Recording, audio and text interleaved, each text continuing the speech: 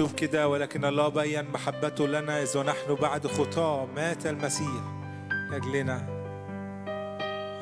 أشكرك لأن دم رش يتكلم أفضل من هابيل. هاليلويا هاليلويا هاليلويا، لأنه ونحن بعد خطاة مات المسيح لأجلنا. النهاردة وانت جاي النهاردة تتقدم، احنا بنتقدم على عمل، على حساب عمل يسوع، عمل الصليب الكامل. اقبل عبادتنا سيدي اليوم، اقبل عبادتنا اليوم، واحنا يا رب جايين بثقة البنين نتقدم أمامك سيدي. لا نقبل أن يكون هناك عار في حياتنا، لكن قداستك تملى حياتنا وتملى كنايسنا وعبادتنا، ونكون يا رب بلا لوم قدامك في المسيح يسوع.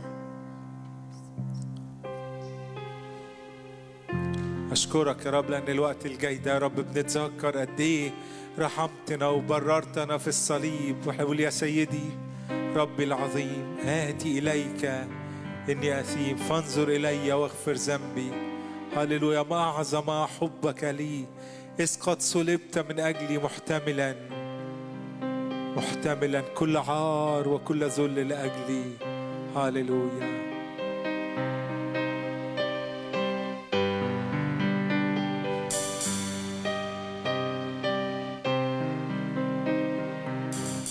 يا سيدي ربي العظيم آتي إليك إني آثيم فانظر إلي واغفر ذنبي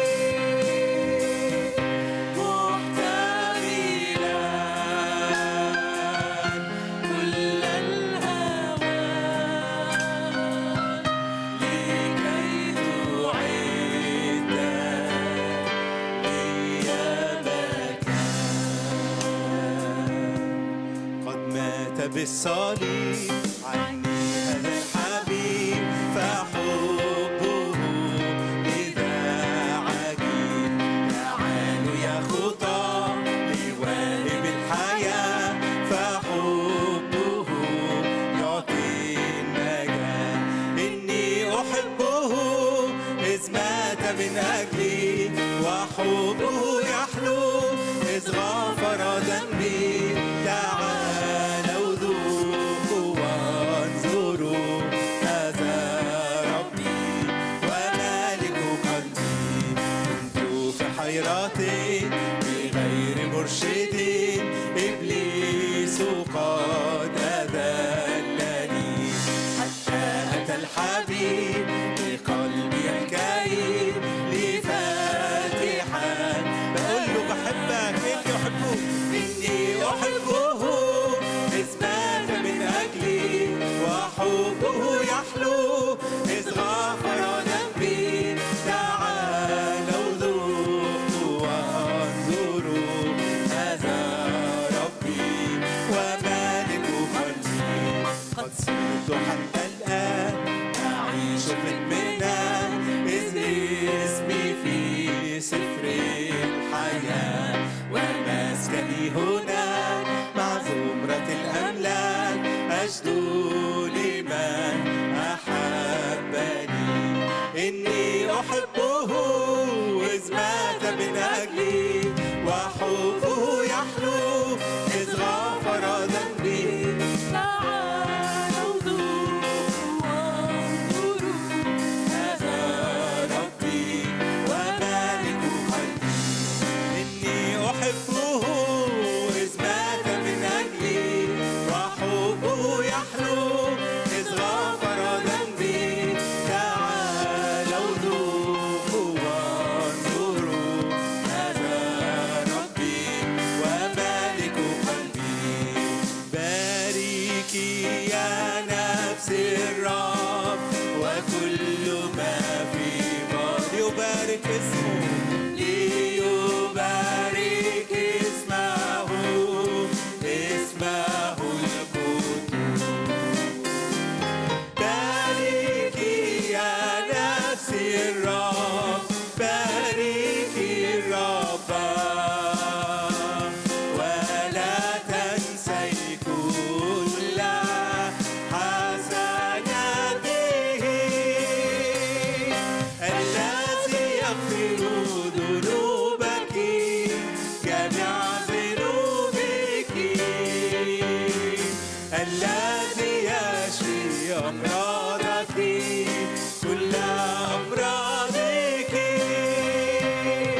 باركي يا نفسي الرب وكل ما في باطني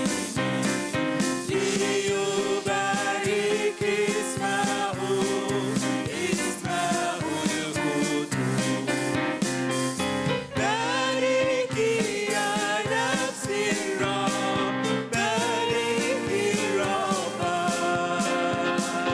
ولا تنسي كل حسناته. هللويا. مكتوب وذا باركوا الرب يا جميع عبيد الرب الواقفين في بيت الرب بالليالي. ارفعوا أيديكم نحو القدس وباركوا الرب. يباركك الرب من صهيون الصانع السماوات والأرض. تعالوا بينا نقرأ مع بعض مزمور 135. احنا هنرنم ترنيمة جديدة بعديه، مش عارف إذا كان في حد عارفها ولا لأ. تعالى اقف معايا اقرأ المزمور واقعد تاني بعديه، بس اقرأ من قلبك كده. قدم تسبيحة وتعظيم للملك وحده النهاردة. نقعد تاني نتعلم الترنيمة وهنقف تاني عشان نرفع ايدينا واحنا بنبارك الرب. امين. عايزين نباركه النهاردة، عايزين نباركه بجد، فهو يبقى شايف كل قلب جاي بقدم سجود حقيقي يليق بيه كل مجد. امين. يلا بينا نقرأ مزمور 135 من 1 ل6. هللويا. سبحوا اسم الرب، سبحوا يا عبيد الرب الواقفين في بيت الرب في ديار بيت إلهنا. سبحوا الرب لأن الرب صالح، رنموا لاسمه لأن ذاك حلو. لأن الرب قد اختار يعقوب لذاته وإسرائيل لخاصته. لأني أنا قد عرفت أن الرب عظيم وربنا فوق جميع الآلهة. كل ما شاء الرب صنع في السماوات وفي الأرض في البحار وفي كل اللجج. هللويا. كل ما شاء الرب صنع في السماوات وفي الأرض في البحار وفي كل اللجج. الترنيمة اللي جايه بتقول هوذا باركوا الرب يا جميع عبيد الرب الواقفين في بيت الرب بالليالي. عرفت أن ربنا عظيم فوق جميع الآلهة. كل ما شاء ربنا صنع في السماوات وعلى الأرض. أمين أمين. لو حابين نكمل واقفين نتعلمها خليكوا حرين، بس أهم حاجة رب يشوف تسبيح فايض بالحمد والشكر ليه. هللويا. أمين.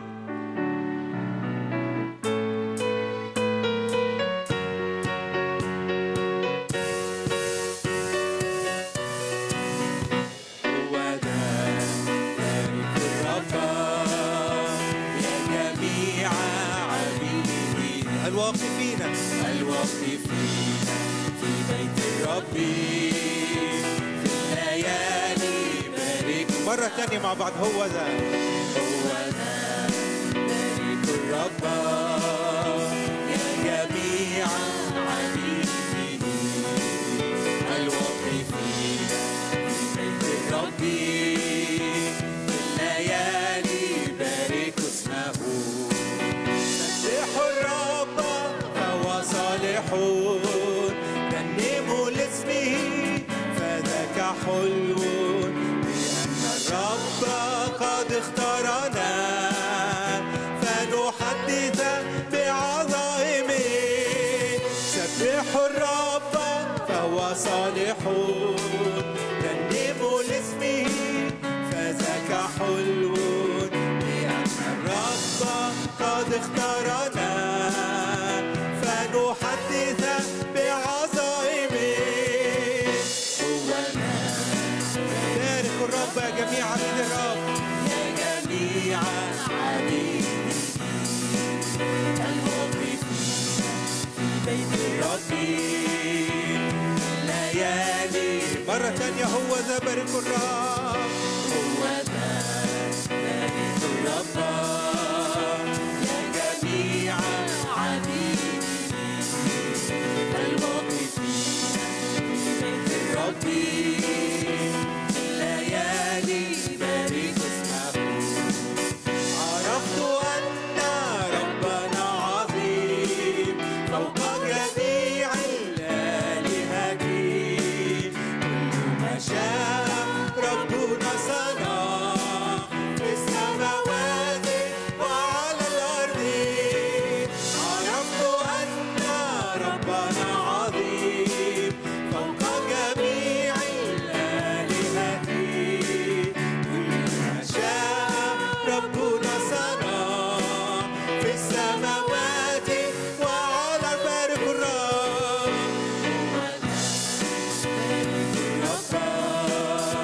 يا جميع عبيده الواقفين في بيت الرب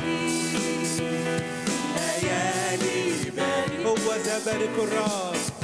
هوذا بارك الرب يا جميع عبيده الواقفين في بيت الرب الليالي بارك اسمه. هللويا. واحنا بنباركك ونعليك ونعظم اسمك، بنعلن انك انت وحدك السيد وحدك الملك. هللويا. ان قلوب الملوك في ايدك كجداول المياه. عشان كده واحنا بنباركك بنظل نسبحك في الليالي وفي النهار وفي كل وقت. نرفع ايادي طاهرة امامك ونعلن تسبيحك. هللويا هللويا. وحدك قوي يا رب الجنود، وحدك عظيم، وحدك الملك. هللويا. تعالوا نقول قلوب الملوك. جدول المياه في يد الإله يجري ما يراه، فمهما يقول الرب القدير سريعا في وقته سوف يصير. من مشرق الشمس إلى مغربها اسم الرب مسبح إلى الأبد. هللويا.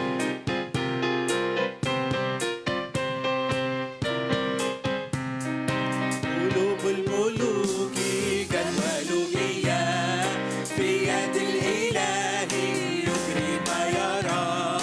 قلوب الملوك جدول مياه في يد الإله يجري ما يرى. فمهما يقول الرب القدير سريعا في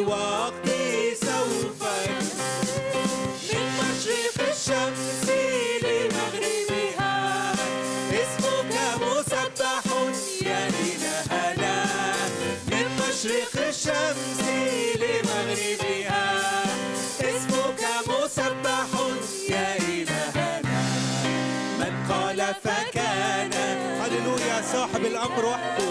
أي أمر صار دون علمك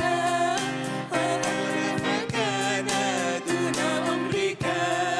أي أمر صار دون علمك وأنت العلي وأنت المهول خالق المسكونة سيد الشعوب. من مشرق الشمس لمغربها اسمك مسبح يا إلهنا. من مشرق الشمس لمغربها اسمك مسبح يا إلهنا. وحدك قوي يا رب الجنود وحدك عظيم ملك يسوع. وحدك قوي يا رب الجنود وحدك عظيم ملك يسوع. ملكك السماء وأيضا الأرض وكل الخليقة تعطيك السجود. من مشرق الشمس لمغربها اسمك مسبح يا إلهنا. من مشرق الشمس لمغربها اسمك مسبح يا إلهنا. انت الساكن وسطينا وسط هتافنا واغانينا. انت مصدر افراحنا وسلامنا اللي مالينا.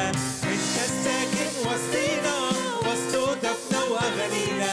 انت مصدر افراحنا وسلامنا اللي مالينا. وهتافنا وسط القفر بنرنم ليسوع البار. احنا بنعد طريق وهتافنا به التصوير وسط القفر وسط الطين. هنرنم ليسوع البار. باسم إلهنا باسم فدين رافعين راية الانتصار. باسم إلهنا باسم فدين رافعين راية الانتصار. انت الساكن وسطينا وسط هتافنا واغانينا. انت مصدر افراحنا وسلامنا اللي مالينا. انت الساكن وسطينا وسط هتافنا واغانينا. انت مصدر افراحنا وسلامنا اللي مالينا. احنا شعبك المنصور وبدمك احنا غالبين. هتافنا العدو مقصور والسلطان ابليس قهرين. احنا شعبك المنصور وبدمك احنا غالبين. هتافنا العدو مقصور والسلطان ابليس قهرين. انت ملكنا وانت قائدنا واحنا في حربنا منتصرين. انت ملكنا وانت قائدنا واحنا في حربنا منتصرين. انت الساكن وسطينا وسط هتافنا واغانينا. انت مصدر افراحنا وسلامنا اللي مالينا. انت الساكن وسطينا وسط هتافنا واغانينا. انت مصدر افراحنا وسلامنا اللي مالينا.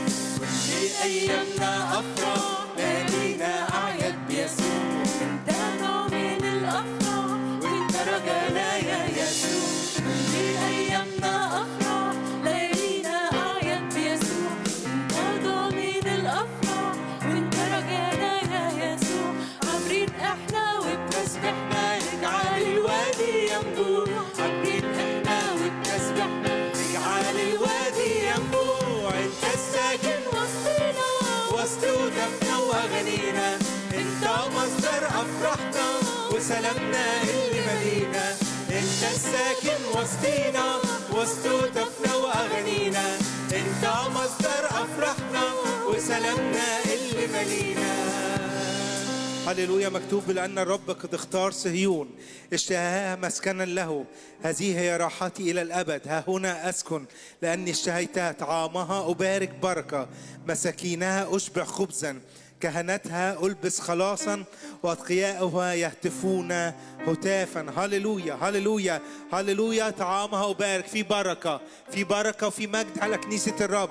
مهما كان جوع مهما كان وباء مهما كان خوف في كل مكان لكن في بركة لشعب الرب. عشان كده تعالوا البركات وفر على رؤوسنا بالمجد والغنى تملأ حياتنا. لا للعنات لنا البركات تفتح كنز السماء تأتي بالتعويضات. أمين. مين مصدق أن في بركة على حياتنا؟ أمين. تعالوا نسبح ونعظم إلهنا.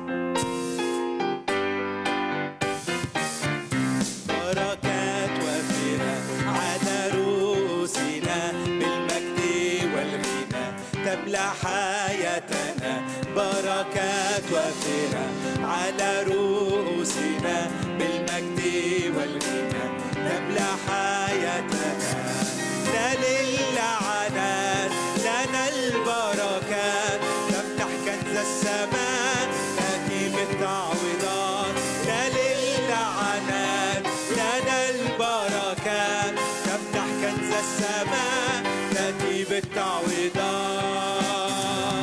في الارتفاع في الارتفاع فقط نكون في الارتفاع في الارتفاع في الارتفاع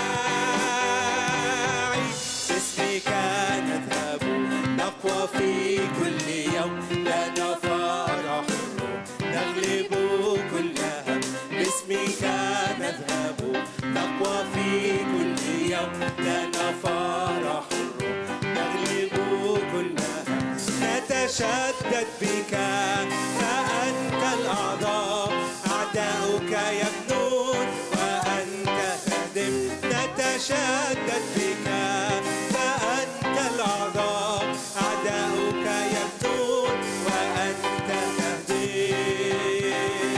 في الارتفاع في الارتفاع فقط نكون في الارتفاع في الارتفاع في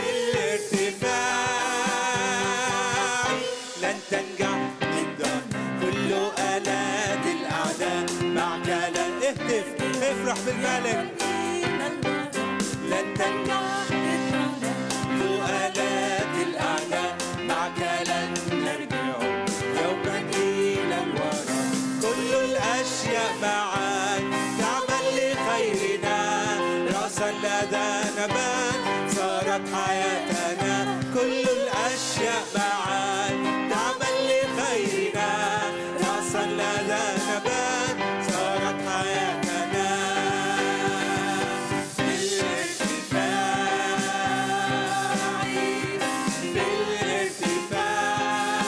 الارتفاع فقط نكون في الارتفاع في الارتفاع في الارتفاع إلهي ملكك أزلي وعظيم اسمك في الجبروت قدامك تهرب عيدك ويصير لينا الملك يا ملكي ملكي يا ملكي قدامك نطرح تيجان ملكي يا ملكي وحدك صاحبي وحدك كاشف الأسرار وحدك كاشف الأسرار كلامك في حدي بينور أقسى القلوب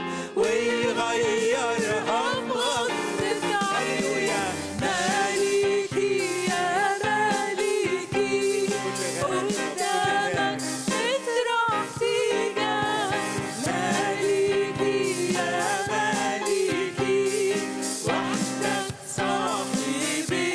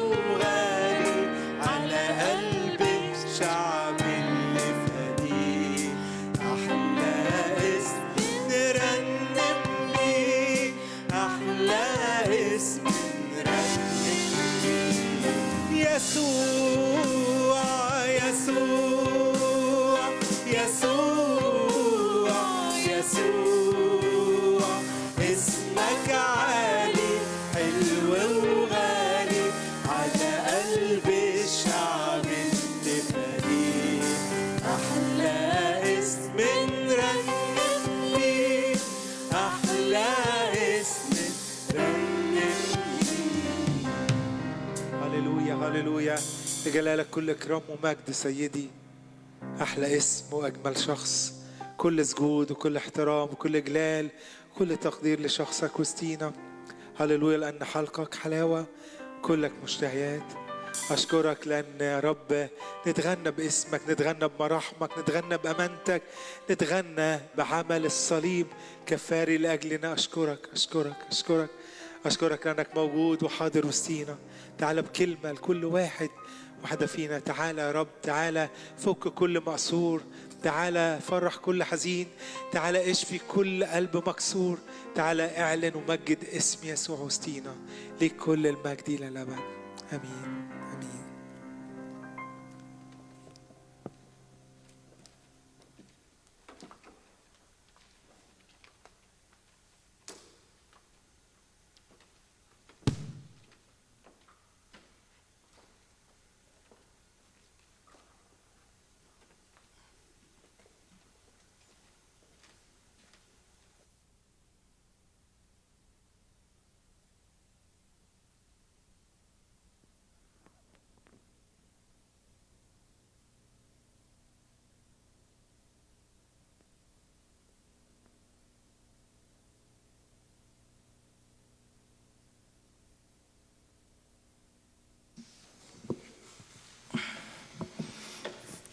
مبارك اسم الرب. سعيد أشوف حضراتكم كلكم، وخصوصا أحبة الغالين اللي بقالي مدة طويلة ما شفتهمش. ربنا يبارككم جميعا ويبارك جلستنا حوله في هذه الليلة. عرض بعض التأملات اللي شغلني بيها الرب من رسالة يوحنا الأولى تحت عنوان كيف نتمتع بالشركة مع الله. كيف نتمتع بالشركة مع الله، ده هيكون حديثنا النهاردة. الحقيقة عايز بس أقول تعليق الأول. سمعت تعليق صغير من أبونا مكاري على تعليق هو سمعه من حد تاني، فأنا بقيت الناقل نمرة 3 دلوقتي. بس أنا شايف إنه تعليق مهم جدا، عشان كده عايز بس أشارككم بيه في بداية حديثنا وبعدين ندخل في رسالة يوحنا. قال إن الصليب كان بعده القيامة، فقبر المسيح ومات وقام في اليوم الثالث كما في الكتب. صعد إلى السماء بعد 40 يوم وهو يعلم ويظهر ذاته لتلاميذه ويعلمهم الكثير. لكن السؤال اللي كان بيطرحه بيقول كان بعد الصليب القيامة، والسؤال الآن ترى ماذا بعد القيامة؟ فقال هذه الكلمات: أمر وأعطى المسيح توجيهات واضحة لتلاميذه كل الوضوح، وقال لهم: امكثوا هنا في أورشليم في هذه العلية إلى أن تلبسوا قوة من الأعالي. وقال أن الصليب كان البداية لكنه لم يكن النهاية، والقيامة كانت النتيجة الحتمية التي تمت كما علم بها المسيح وكما أنبأ بها القديسين في العهد القديم. لكن لا ننسى أن بعد القيامة بدأت الكنيسة وتكون الجسد وحل الروح القدس كما وعد الرب وقال إنه ينبغي لي أن أذهب لأني إن ذهبت أرسل لكم المعزي. عشان كده خلونا دايما في حياتنا المسيحية لا نقطع جزء ونأخذ جزء، أو نقطع السلسلة الهامة في حلقاتها الذهبية. فالحلقات الذهبية المتتالية هي الصليب والدفن والقبر والقيامة والصعود، ثم بعد ذلك 50 وحلول الروح القدس. وأقول لكم أحبائي بكل قلبي أننا في أحوج ما يكون إلى عمل وإلى حضور وإلى قوة روح الله القدوس أن تمتلكنا، أن يتكلم فينا الرب، أنه يعطي ويبارك كنيسته ويهبها مواهب كثيرة حتى تستطيع أن تعلن اسم يسوع في هذه الأيام الصعبة التي كثرت فيها الآلهة الغريبة حولنا من كل مكان. لكن دعوني أقرأ مع حضراتكم في تأمل هذه الليلة من رسالة يوحنا الرسول الأولى أصحاح 1، وأبدأ من عدد 1. الأصحاح كله 10 أعداد، سهل أوي نقرأه مع بعض. الذي كان من البدء، الذي سمعناه، الذي رأيناه بعيوننا، الذي شاهدناه ولمسته أيدينا من جهة كلمة الحياة. فإن الحياة أظهرت، وقد رأينا ونشهد ونخبركم بالحياة الأبدية التي كانت عند الآب وأظهرت لنا.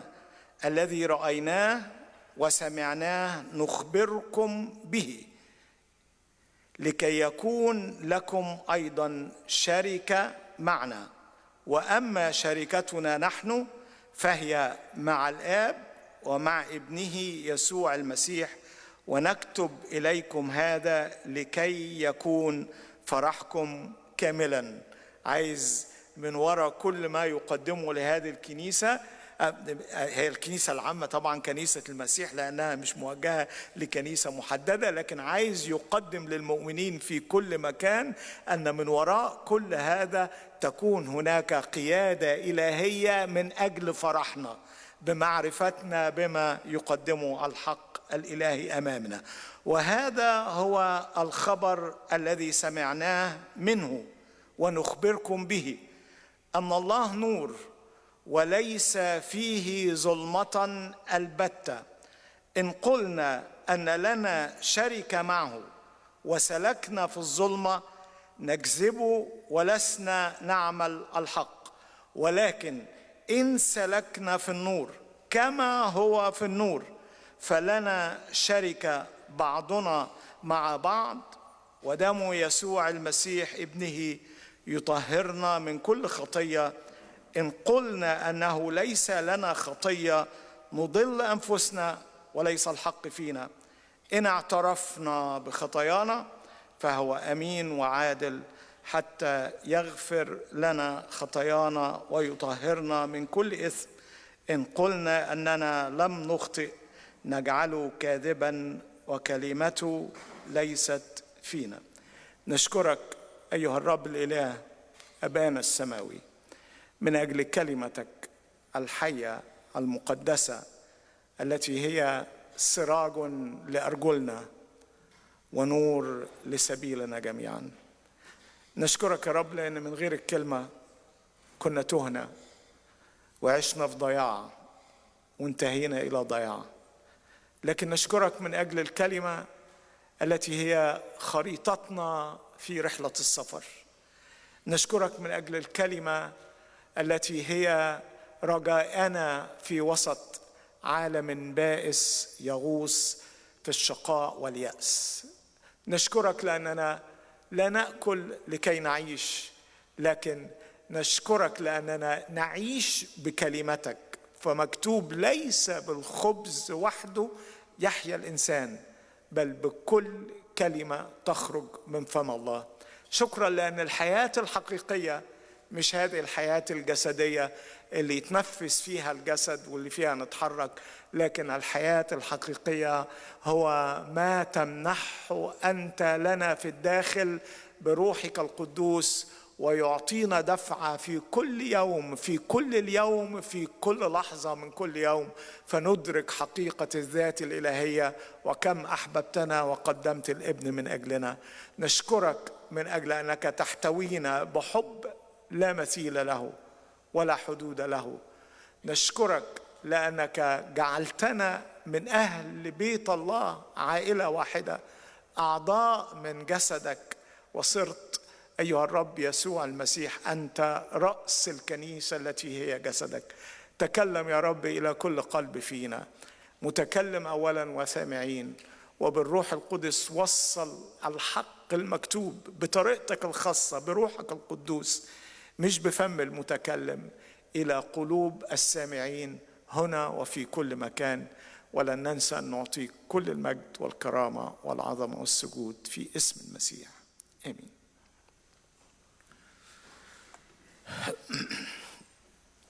حقيقة في غاية الأهمية، أو بعض الحقائق عن رسالة يوحنا. كلنا نعرف أن بولس الرسول كتب تقريبا، لو اعتبرنا، طبعا في اختلافات على سفر العبرانيين، لكن لو اعتبرنا أنه كاتب العبرانيين كما أنا أيضا أؤمن بذلك، يبقى كتب 14 رسالة في العهد الجديد. تاني أكبر كاتب استخدمه الروح القدس في العهد الجديد هو يوحنا الحبيب، الذي كتب إنجيل يوحنا، وكتب 3 رسائل يوحنا يبقى 4، وكتب سفر الرؤيا يبقى 5. كتب لنا 5 كتب، 5 أسفار، 5 رسائل، سميهم زي ما تسميهم، لكنه تاني أكبر واحد.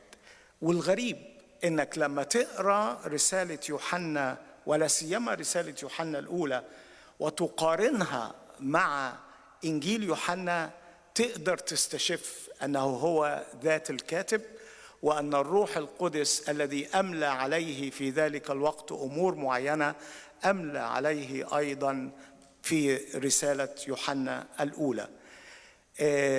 يوحنا كان تلميذا مميزا كما تعرفون جميعكم، أو من يتابع ويدرس كلمة الله، أنها من الأمور الواضحة والمعلنة في كلمة الله إنه كان يحب يسوع جدا. وده كان واحد من 3 في دائرة أصغر قريبة من يسوع. كان في دائرة 12، وكان في دائرة 70، وكان في دائرة 120، لكن كان في 3 دايما الرب يسوع خدهم مثلا لما طلع على جبل التجلي، وهم يوحنا ويعقوب وبطرس.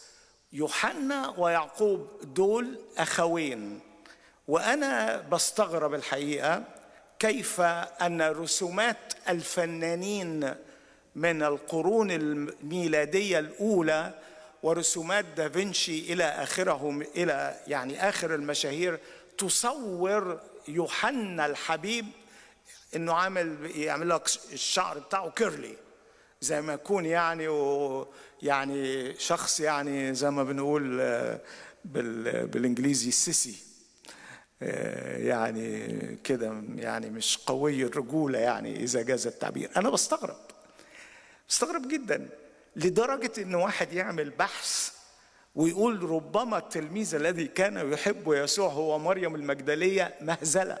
ليه بقول مهزلة؟ عندك أي إثباتات ضد الاتجاه ده؟ بكل تأكيد. حد فاكر ماذا أطلق المعلم الذي عاش مع التلاميذ وعرفوه وعرفهم جيدا، ماذا أطلق على يعقوب ويوحنا؟ ابني الرعد. ابني الرعد، يوحنا ابن الرعد. تقولوا لي ده اللي عامل زي واحدة ست؟ حاجة غريبة قوي قوي. ابني الرعد، الصياد اللي زي ما بنقول unrefined، مش متصنفر يعني كده بالبلدي، الجامد الجاف، نقول عليه بقى عامل زي واحدة. ليه؟ لأنه أظهر مشاعر الحب الحقيقي للمسيح.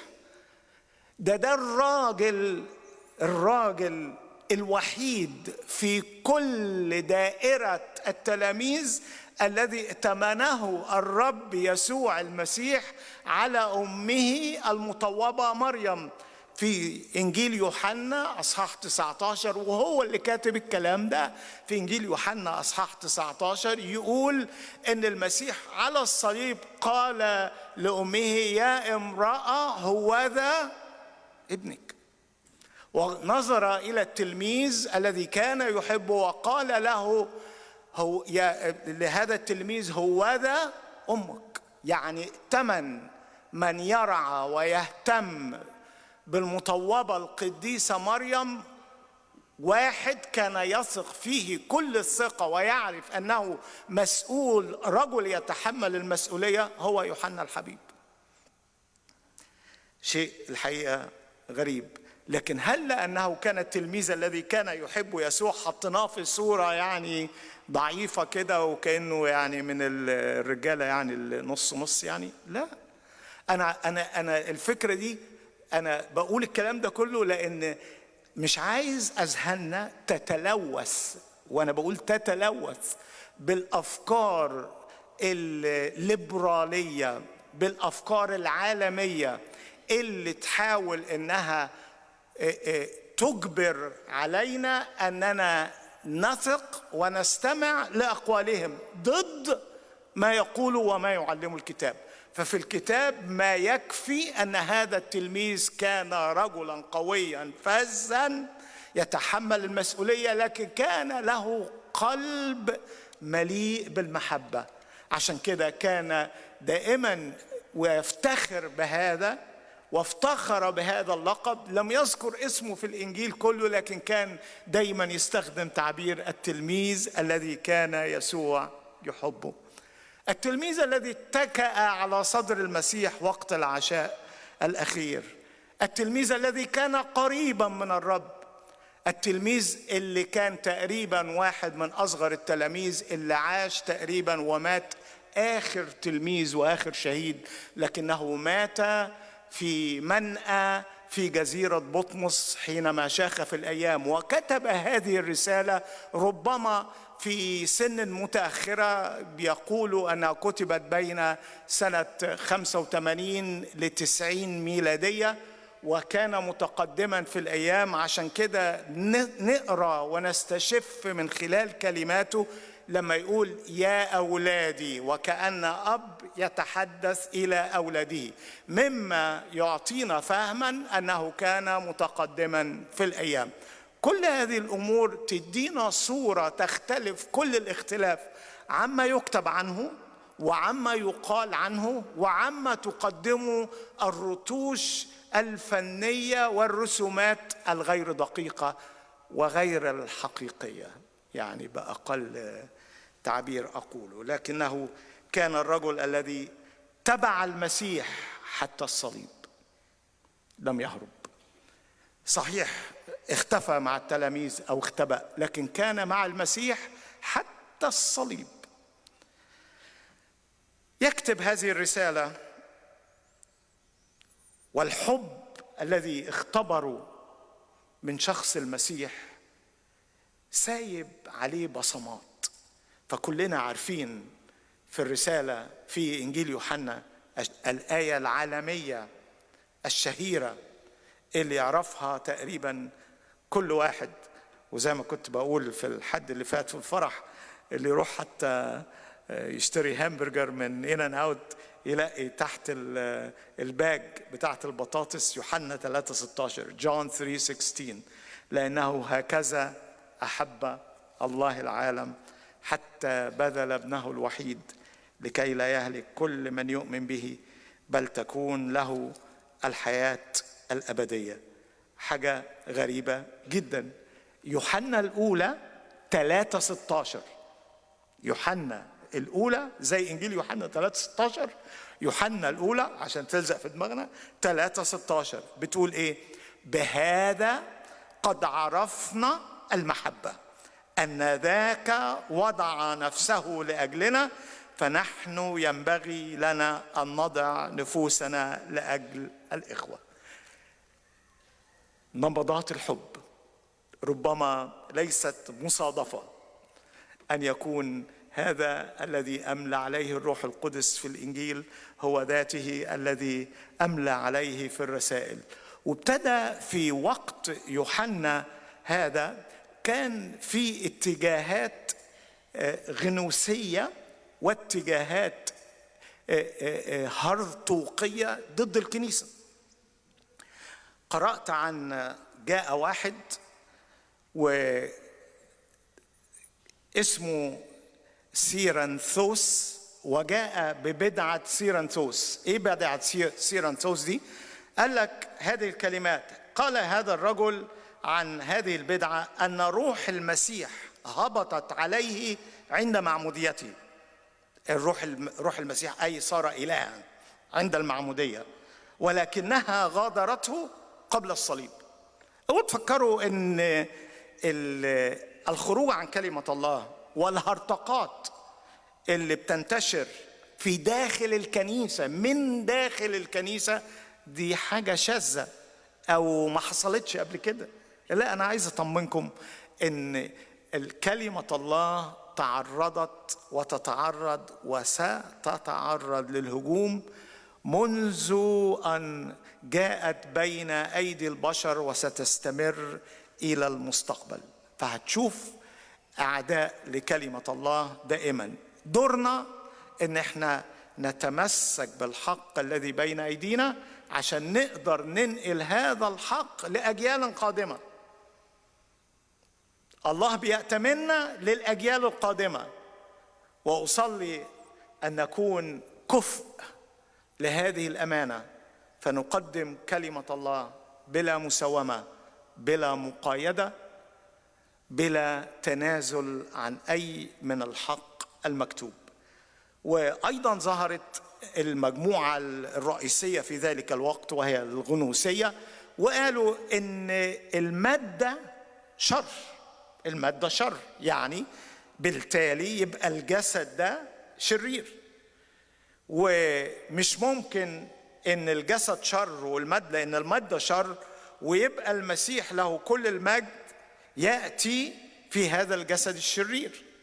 وإن أتى في هذا الجسد الشرير فهو يكون بمثابة البذرة اللي وقعت في وسط الطين عشان تجيب ثمر.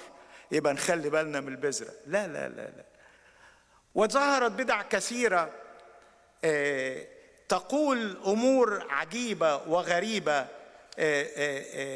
ظهرت بدعة الدوسيتية، والدوسيتية دي بتقول إن ربنا حط ظل شبه على من صلب ولم يكن المسيح، فجسد المسيح المادي لم يكن حقيقيا الدوسيتية، بل بدا طبيعيا حسب الظاهر. ولربما استخدم الإسلام هذا الفكر ليأتي في سورة النساء بالآية 157: وقولهم إنا قتلنا المسيح عيسى ابن مريم وما قتلوه وما صلبوه لكن شبه لهم. إذن دي كلها كانت بدع وهرطقات، وكانت تتناقل بين ساكني وقاطني هذه المناطق. لكن هنا إيه اللي خلاني بقول الكلام ده؟ خلي بالك، لأن يوحنا هنا بدأ رسالته بطريقة مختلفة، كل الاختلاف عما يتحدث عنه حتى بولس الرسول. فيقول إيه؟ الذي كان من البدء، الذي سمعناه بودنا، الذي رأيناه بعيوننا، الذي شاهدناه ولمسته أيدينا. إحنا مش بنتكلم على ظلال، مش بنتكلم على شبه المسيح، مش بنتكلم على اختلافات فلسفية تتغير، لكن إحنا بنتكلم على الذي كان من البدء معنا وكنا معه وأدركنا بكل الحواس الطبيعية حقيقة وجود السيد الذي أكلنا وشربنا وعشنا وخدمنا ورأينا معجزات معه، ونحن شهود لذلك. أنا عارف أهمية الشاهد لما يبقى عندك ويتنس، وخصوصا يبقى عندك قضية، أي قضية. بنتي دخلت في حادثة عربية من سنة تقريبا، أقل من سنة بشوية، نشكر ربنا الحمد لله بقت بخير. وأول حاجة، لأن أنا كنت عندي شركة انشورنس قبل كده وعارف أهمية الشاهد، فالبوليس جه كان بيتكلم معاها، بقول له الناس اللي واقفة دي كلها اللي قالوا إن هم شافوا الحادثة وجريوا عليها لأن البنت التانية دخلت في النور الأحمر وخبطت فيها. فالرد عليها البوليس قال لي صح، أنت معك حق، وجود شاهد واحد بيخلص القضية، لكن في هذه الحالة النقطة اللي حصل فيها الاصطدام بتشرح لينا كل حاجة، نحن لا نحتاج إلى الشهود. إيه اللي أنا عايز أقوله؟ لما كنا في التأمين أول حاجة علمونا تسأل الشخص اللي كان في حادثة وبيقول لك قصة، ما واحد تاني هيقول لك قصة تاني، عشان تميز بين القصتين لازم يكون في شاهد، مش اللي قاعد واحد قاعد في العربية، لا، واحد شاف الحادثة من بره. فوجود شاهد واحد يحسم القضية وينتهي الجدال القانوني بين هذه الشركة وأي شركة أخرى. فوجود شاهد واحد يخلص ينهي القضية. يوحنا كان واحد من أكتر من 500 شاهد. احنا مش بنشتغل بقى في واحد واثنين، لكن بنتكلم على حقائق. يوجد أكثر من 500 شاهد، التلاميذ اللي شافوا المسيح. واحد يقول لك ما يمكن كانوا بيهلوسوا، واحد قال لي كده ما يمكن كانوا بيهلوسوا. قلت له يعني واحد بيهلوس، 2 بيهلوسوا، ما تزعلش يا سيدي، 3 بيهلوسوا، 4 5 6 7 بيهلوسوا، لكن 10 تنفار بيهلوسوا في نفس الوقت وبيتهيأ لهم نفس الحاجات لبعض كلها. يعني قول كلام غير كده. إذن هنا يقدم الرسول يوحنا بالروح القدس كلمات قوية لكنها في ذات الوقت منطقية، عشان يرد على الغنوسية والهراطقة اللي طلعوا بهذه البدع المتعددة لمحاولة اعتبار أن المسيح لم يكن هو، لكن بدا كأنه في جسد الإنسان. وأكد وقال شفنا بعينينا، أدي حاسة، وسمعنا بودنا، أدي 2، واتكلمنا معاه، أدي 3. يعني بيقول الحواس الطبيعية احنا يعني ما كناش يعني بنتهيأ لنا حاجات، ده احنا كلنا وشربنا وسمعنا وشفنا كل اللي بيعمله.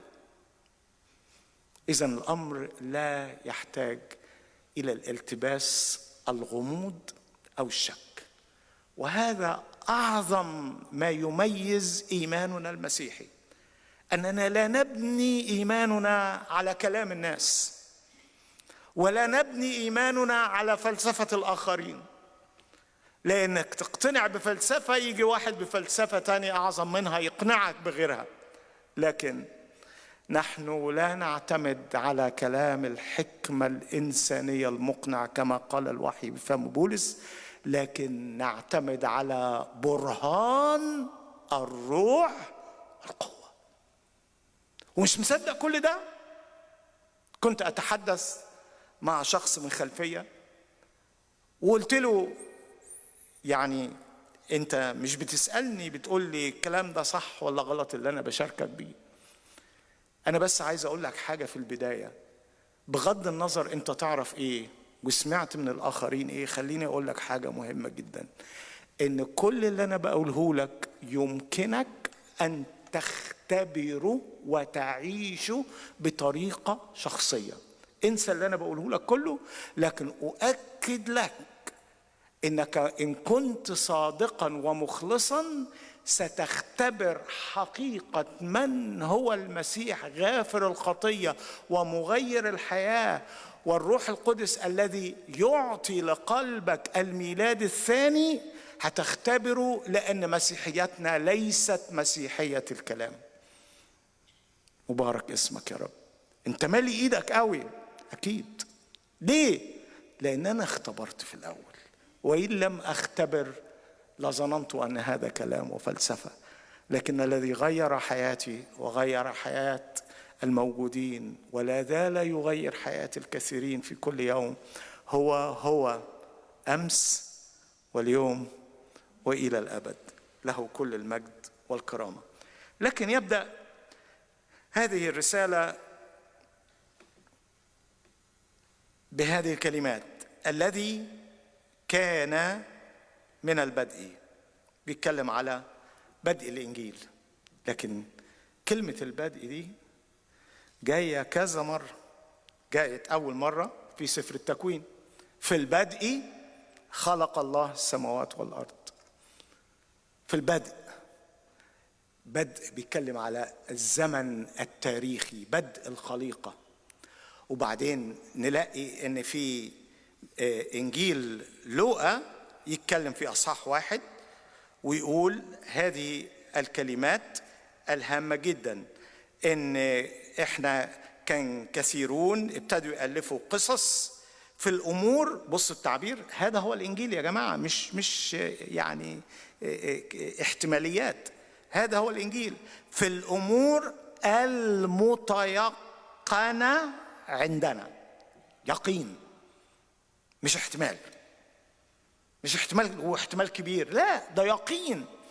ده انا مالي ايدي.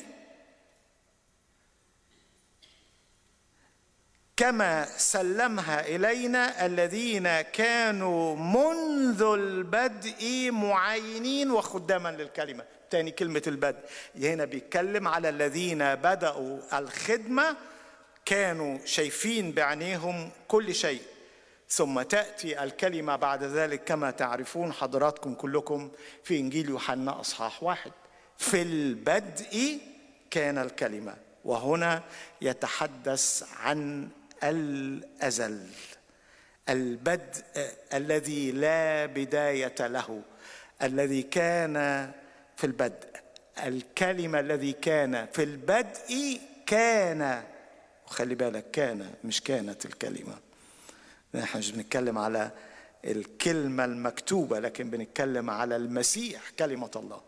عشان كده بيقول في البدء كان الكلمة، والكلمة كان عند الله، وكان الكلمة الله. هذا كان في البدء عند الله. هو يبقى مين ده؟ هو مع ربنا، زي ما قال لي واحد من شهود يهوه، ما يبقاش ربنا. الذي، قلت له ما تزعلش، الذي به كان كل شيء وبغيره لم يكن شيء مما كان، أي أنه هو الخالق. إذن هنا البدء الذي لا بدء له يتحدث عن المسيح الأزلي الأبدي الذي ليس لأيامه بداية أو نهاية، الحي المبارك إلى أبد الآبدين، ملك الملوك ورب الأرباب. هنا يقول الذي كان من البدء، نفس الكلمة، بيستخدم كلمة بالمفهوم وبمعنى آخر: الذي سمعناه، الذي رأيناه بعيوننا، الذي شاهدناه ولمسته أيدينا. يعني يا جماعة احنا مش بيتهيأ لنا، مش شبه لهم، مش احتمالات يكون واحد زيه، لا لا لا، ده احنا، أنا عارف بقول ايه، وأنا شاهد عيان، مش بس شاهد شفت، لكن سمعت وأدرك يعني أبصم على اللي أنا بقوله. دي مش عبارة عن أمور احتمالية، لكنها يقينية من جهة كلمة الحياة. فإن الحياة أظهرت، وقد رأينا ونشهد ونخبركم بالحياة الأبدية التي كانت عند الآب وأظهرت لنا. جاءت الحياة الأبدية، كانت عند الآب، أظهرت لنا. كيف أظهرت لنا؟ كيف أظهرت لنا؟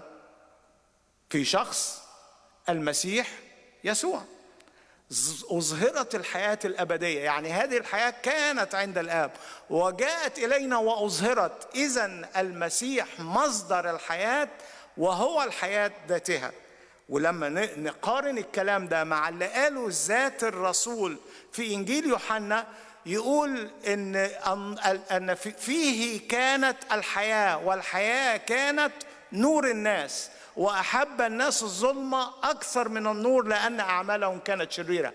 هو بيتكلم على نفس المنوال، يعني تلاقي إدراك خفي أن الروح القدس الذي استخدم هذا القلم هو الروح القدس الذي يستخدم ذات الكاتب بقلم وبطريقة رائعة، لكن تحس بالتشابه نتيجة ما يقدم لنا عن المحبة، عن البدء، عن حقيقة المسيح، عن أنه هو الذي كان موجودا بجسده وتحرك على الأرض وعاش بيننا وصنع المعجزات ورأيناه يوما بعد يوم. لكن يقول إن اللي احنا شفناه الذي رأيناه وسمعناه نخبركم به. في ناس بتتكلم على حاجات لا شافتها ولا سمعتها، ودي أضعف شهادة. أضعف شهادة أن تتحدث عما لم تراه ولا تعرفه ولم تختبره. في ناس تحب تحط فرقعات كبيرة كده، فيقول لك كلام كبير قوي يخليك واقف تقول واو، ده ايه ده، الواحد يوصل للحتة دي ازاي؟ وهو أساسا كلام. وده اللي قاله بولس الرسول، إني لم أقصر أن أتكلم عن شيء إلا ما فعله المسيح بيا. يعني ما كانش بيقول كلام وخلاص، لكن كان بيتكلم على اختبارات شخصية. لما يقول أعرف إنسانا لست أدري في الجسد كان أم خارج الجسد، اللي أخذ إلى السماء الثالثة ورأى أمور لا يسوغ لإنسان أن يتكلم بها. ده مش عايز يورينا أن هو راجل بتاع روحيات جامد قوي، لا، ده بيتكلم على ما اختبره وما رأى. يا كنيسة المسيح، نحن نحتاج أن ندخل إلى الأعماق لكي نختبر ما نتكلم به. ما نبقاش بتوع كلام، لكن نبقى بتوع اختبار. وما سيغير حياة الناس مش الوعظة بتاعت يوم الحد ولا الكلام الكبير اللي الناس ولا وعاظ ممكن يقولوه، لكن ما سيغير حياة الناس اختبارك الشخصي الحقيقي المغير، الذي يرى كل من حولك عمل النعمة وعمل الروح القدس في حياتك. هو ده الاختبار. عشان كده المسيح كان دايما يقول يعني حلو قوي إن علمتموه وطوباكم إن عملتموه، أما من عمل وعلم. يعني الكتاب بيتكلم على إن المسيح له كل المجد علمنا أن لا نكون أناس الكلام لكن العمل. هنا يتحدث في عدد 5 عن السلوك في النور. يعني ايه السلوك في النور؟ قال ان الله نور وليس فيه ظلمة البتة. ان قلنا ان لنا شركة معه مع الله وسلكنا في الظلمة نبقى كذابين ولسنا نعمل الحق. مش انا اللي بقول كده، يوحنا الرسول اللي بيقول كده. لما تقول انا بعرف ربنا، ده أنا بقضي أوقات في الصلاة مع الرب كل يوم، ده أنا درست الكتاب وقريته من الجلدة للجلدة 10 مرات، لكن حياتك بتقول حاجة غير كده، ممكن يبقى حياتك في سكة وفي اتجاه وكلامك في اتجاه آخر. وهنا النقيض الذي لن يأتي بثمر، لكن ما أعظم ان يحصل زي ما بنقول انضباط، alignment، الاتنين يبقوا مظبطين على بعض. اما اتكلم عن محبة المسيح تظهر في سلوكي وكلامي، لما اتكلم عن الامانة تظهر في حياتي وفي تصرفاتي. انا بسمع قصص غريبة وعجيبة من ناس بيقولوا ان هم مؤمنين وبيخدموا ربنا ويحكوا حكايات مشينة. يا جماعة محتاجين نخلي بالنا. ما تقوليش انا مش عارف رحت، واحد حكالي انه راح محل وجاب كاميرا ثمنها $1200 ب$200 لانه مش عارف عمل ايه وقطع الصندوق وقصة طويلة عريضة. قلت له يا اخي انت صدقوني انت مش تكسف من نفسك اما بتحكي هذه القصة. هو انت فاكر انك لما بتقول لي بالطريقة دي انك بتثبت انك انت شاطر قوي بتعرف تشتري؟ ده انت بتثبت انك غير امين وتشين اسم المسيح. محتاجين ندقق في سلوكنا وفي حياتنا اليومية، عشان مش دايما بنقول هل يروا فيك يسوع؟ بيشوفوا يسوع؟ لو حد ما عرفكش خالص خالص ولا شافك قبل كده وقعد معاك ربع ساعة، يا ترى لما يمشي هيقول ايه عن الشخص ده؟ هيقول انا سمعت حاجة مختلفة من البني ادم ده او من الاخت دي، بتتكلم كلام ايجابي، انا حسيت ان انا كما لو كنت اترفعت. ولا بتطلع تقول هو انا كل اللي سمعته القيل والقال واللي حصل بنقع فيها، بنقع فيها. لكن هنا يتحدث على إن كانت لنا شركة مع الله هنسلك في النور. والنور هو الارتباط بالله، سلوكا وحياة. لأن لو ارتبطت بالله يبقى ارتبطت بالنور. في سفر التكوين أصحاح 1 عدد 14 لما بيتكلم على أول يوم اللي خلق فيهم الله النورين العظيمين لحكم الليل والنهار، الشمس والقمر. الله نور، بيسميه في العهد القديم شمس البر، مبارك اسمك يا رب، والشفاء في أجنحتي. والبعض قالوا يمكن دي تكون لها مغزى النورين العظيمين، ان الشمس هذه تتحدث عن النور الإلهي، الله له كل المجد. والقمر انعكاس، لأنه جسمه مظلم، انعكاس هذا النور وهذا البهاء على هذا الجسم المظلم. وفي سفر نشيد الأنشاد بيقول عن العروس الخارجة المستندة على ذراع حبيبها جميلة كالقمر. ليه؟ قال ان هي في ذاتها ما عندهاش حاجة، لكن الشمس شمس البر عكس عليها. والنجوم يقول وتضيئون بينهم كنجوم، كأنوار، كنجوم. نجم يمتاز عن نجم في المجد، بيشبه المؤمنين نجوم.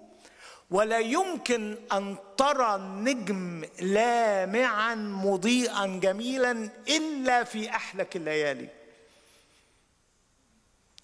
في الوقت الصعب الناس بتشوفك بتلمع.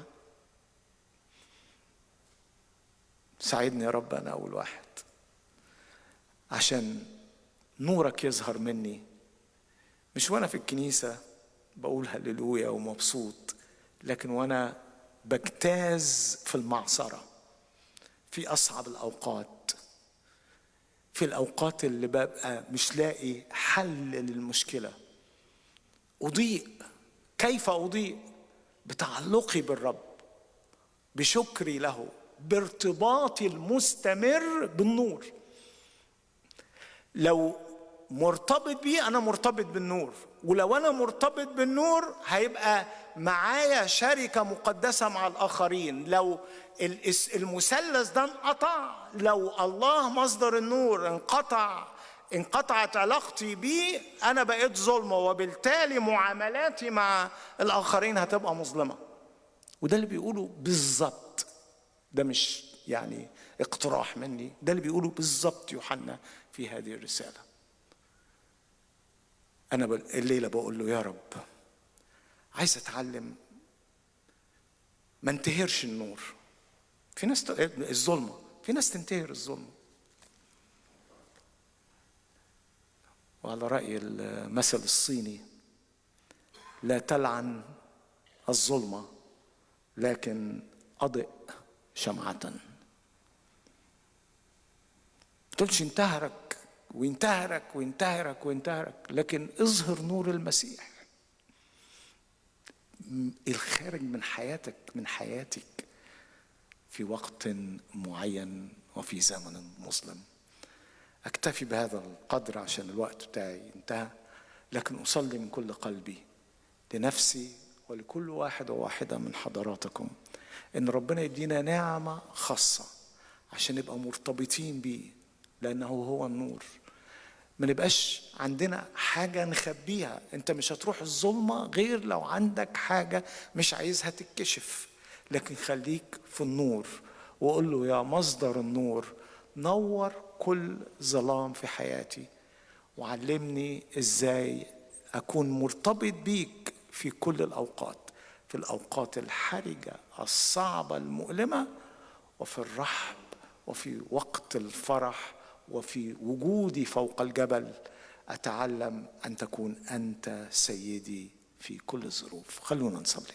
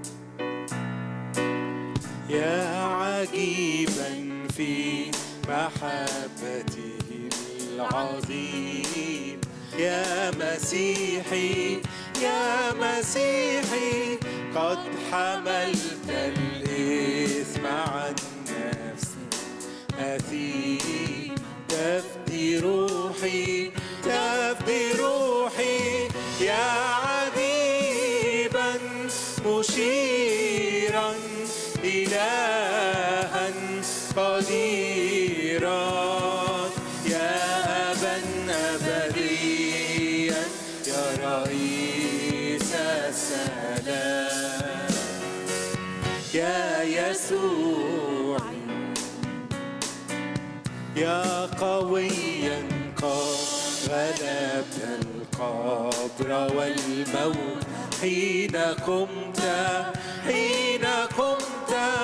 بل سحقت الظل والأعداء أشهر وانتصرت. ومع بعض يا عجيبا مشيرا يا عجيبا مشيرا إلها قديرا، يا أبا أبديا يا رئيس السلام، يا يسوع يا حبيبي حبك يحلو لروح، فهو نوري بل شفاء ودواء لجروح وسروري يا عجيبا مشيرا إلها قديرا، يا أبا أبديا يا رئيس السلام، يا يسوع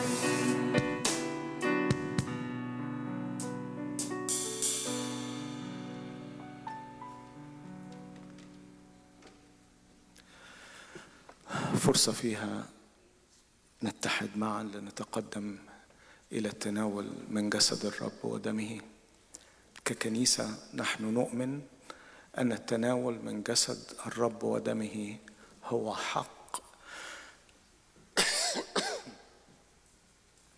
لكل مؤمن حتى لو لم يكن عضوا في هذه الكنيسة.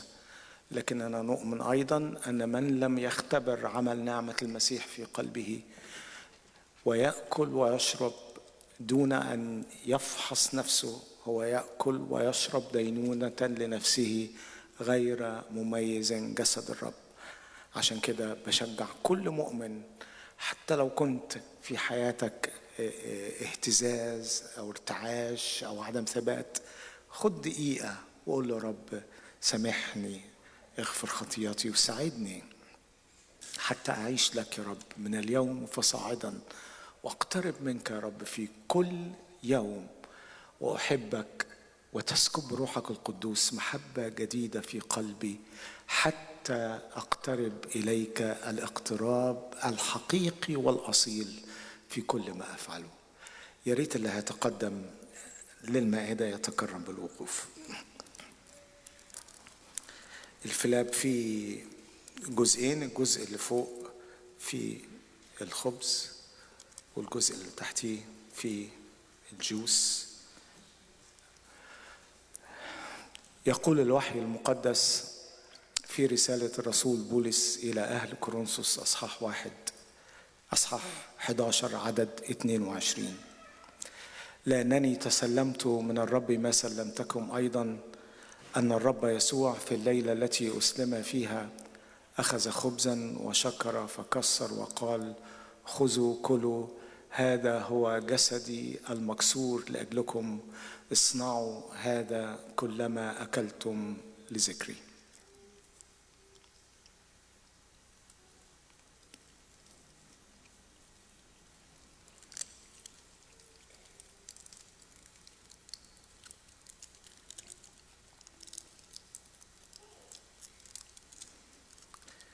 كذلك الكأس أيضا بعدما تعشوا قائلا: هذه الكأس هي العهد الجديد بدمي، اصنعوا هذا كلما شربتم لذكري.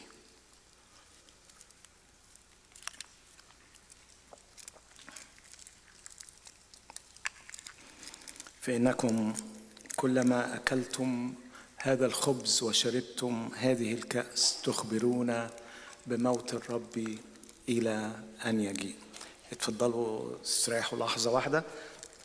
هشارك معاكم آخر الأخبار بتاعت الكنيسة.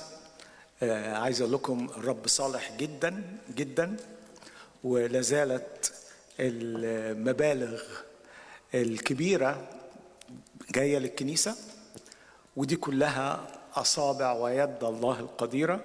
حدش فينا يقدر يقول أي حاجة غير كلنا بنقول لبعض، وأنا بقولها من على المنبر قدامكم، كلنا واقفين بنتفرج ونشوف ربنا بيعمل معجزات قدام عينينا، ولا يمكن لأحد أن يأخذ ولا كلمة شكر، لكن الشكر الكامل والحمد والسجود والعبادة لإلهنا الذي يصنع باقتدار. الحقيقة كل اللي احنا كنا عايزين نلمه تقريبا جاي في السكة. ال5 شهور الاحتياط تلموا، جزء كبير قربنا نكمل الجزء بتاع المبلغ الكبير بتاع التصليحات، والرب لازال بيعمل. وعايز اقول لكم المفاجأة ان احتمال الاسبوع اللي جاي ناخد المبنى، فالدنيا سرعت قوي، والرب عمال يعمل أمور عجيبة وعظيمة جدا. فأنا بعطيه كل المجد وكل الكرامة وكل العظمة وكل السجود. وممكن نسقف للرب، أمين، نعطيه كل المجد كل المجد كل المجد. وبنعمة المسيح القرض هيبقى أقل من اللي احنا كمان متوقعينه، لأن إيد الرب شغالة، فده الشيء الجميل جدا. ويعني لما نوصل للنتيجة النهائية هنشارك مع حضراتكم بكل التفاصيل. بشكر الرب من أجل أيضا الخدام اللي بيوقفهم، وعلى رأسهم أخونا عادل حنا اللي بيقوم بمجهود غير عادي يوميا الحقيقة، والرب هو اللي مديله القوة وبيعملها بكل سرور وبكل فرح وبمحبة للرب. فثانك يو على كل تعبك نيابة عن الكنيسة كلها. ربنا يبارككم كلكم. برحب بالعيلة الجديدة. الأول كانوا عريس وعروسة، دلوقتي بقوا عيلة عندهم البيبي الأمور أمير ومرت. أهلا بيكم والحمد لله على السلامة، سعداء جدا نشوفكم في وسطينا، أكيد طبعا مع الوالدين المباركين. ربنا يبارككم، يبارك أيامكم ويبارك البيبي ويحفظكم ويعطيكم حياة مباركة. خلينا نقف مع بعض للختام.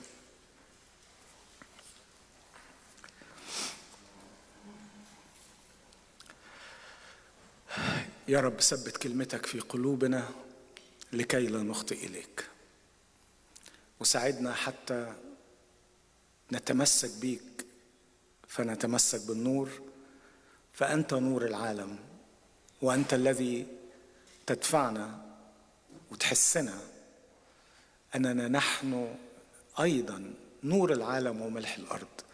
فاعطنا أن نكون نورا لكل من يعيش في الظلمة وملحا لكل فساد، فنتمثل بيك.